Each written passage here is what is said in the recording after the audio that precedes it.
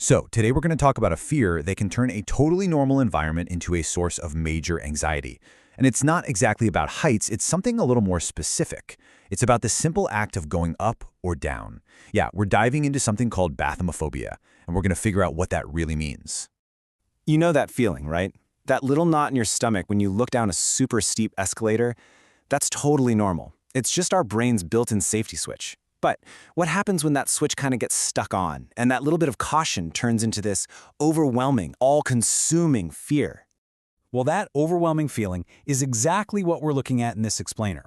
We're not just talking about not liking stairs. Nope. We're getting into the territory of a real, recognized clinical phobia, and it's got a name. And that name is bathmophobia. The key word here, and you'll hear this with any phobia, is irrational. It means the fear is just way out of proportion to the actual danger. It's this really intense, totally overwhelming anxiety that gets kicked off by stairs, slopes, or pretty much any kind of steep drop you can think of. And this right here, this gets to the heart of it. See, it's not the same as acrophobia, which is the fear of heights. It's not just about being high up. Bathmophobia is all about the transition, that sudden change in height, you know? Whether you're looking up a massive flight of stairs or staring down a steep hill. So that kind of begs the question, right? Where does a fear like this even come from? People aren't usually born with phobias, they develop them. So let's dig into the roots of bathmophobia. Okay, so the causes can come from a few different places. For some people, it's a straight-up traumatic experience, like maybe they had a really bad fall on the stairs when they were a kid. For others, though, it's not about something that happened in the past. It's more of a constant nagging fear of losing their balance, of losing control. And then sometimes, you can actually learn it. You might pick it up from a parent who is also afraid, or it could just be part of a more general anxiety issue. So when someone with bathmophobia actually has to face their trigger, their mind and body just go on complete high alert. And this isn't just in your head. Oh no, the physical response is so powerful and it's immediate.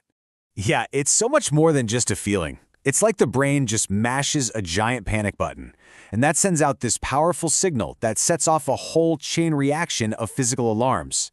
And for the person going through it, their body is gearing up for a threat that feels 100% real. And here you can see that connection laid out pretty clearly.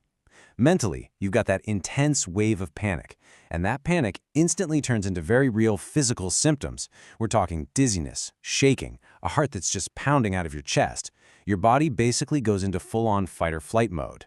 And it's all triggered by something as ordinary as a staircase. Wild, right? So this brings us to a really important point.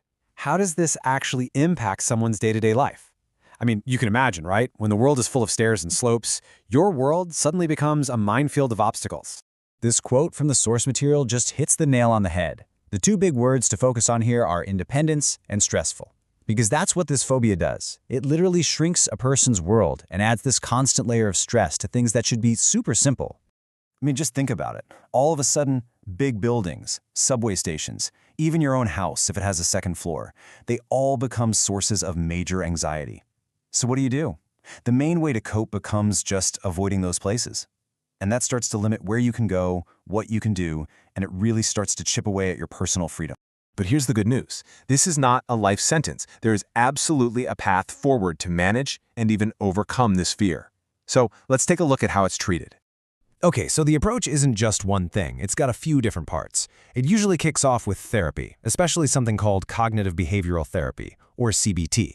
That's all about helping you reframe those fearful thoughts. And that's often done alongside something called gradual exposure, where you slowly and very safely reintroduce yourself to stairs and slopes. At the same time, you're also building up physical confidence with balance techniques and learning relaxation strategies to help you manage the anxiety when it hits. All of these pieces are so important. And really, the most important takeaway here is that there is hope. This isn't something you're just stuck with forever. With the right support and the right strategies, that grip that bathmophobia has on you can be loosened. You can absolutely get back your freedom and your sense of control. You know, thinking about all this leaves us with a pretty fascinating question. This is just one example of an invisible fear that totally changes how people have to move through the world. And it really makes you wonder, doesn't it? What other invisible fears are out there, quietly shaping how we live, how we work, even how we design the buildings all around us? Definitely something to think about.